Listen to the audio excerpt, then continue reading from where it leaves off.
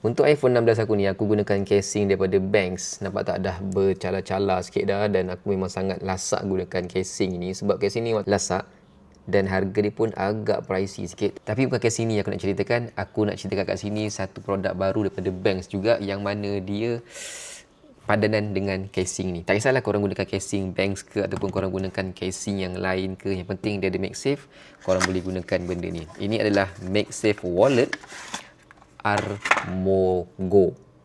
Armorgo. Okay, stand wallet. Selain daripada dijadikan sebagai wallet, dia juga boleh jadikan sebagai stand. Okay, dia gunakan MagSafe belakang ni. So, kat sini boleh masukkan kad sebanyak 3 kad maksimum boleh masukkan kat sini. Lepas tu, dia juga ada anti RFID. Jadi, kalau macam ada orang nak cilok korang punya kad gunakan device RFID ke benda ke, memang dia protect. So, lekatkan macam ni.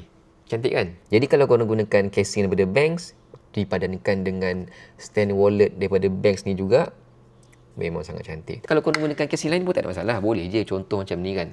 Tak, boleh je, tak ada masalah. Tapi kalau casing tu Banks, stand wallet ni pun Banks juga, memang sangat nice. Untuk nak jadikan dia stand, kita boleh buka macam ni je. Nampak tak? MagSafe dia melekat. So, kita boleh jadikan sebagai stand dekat atas meja. Tak kisahlah nak menegak macam ni, ataupun kita nak buat dia melintang macam ni ke, boleh je. Nak tengok movie ke, tengok apa benda kan, boleh macam tu. Ataupun nak terbalikkan pun boleh juga macam ni.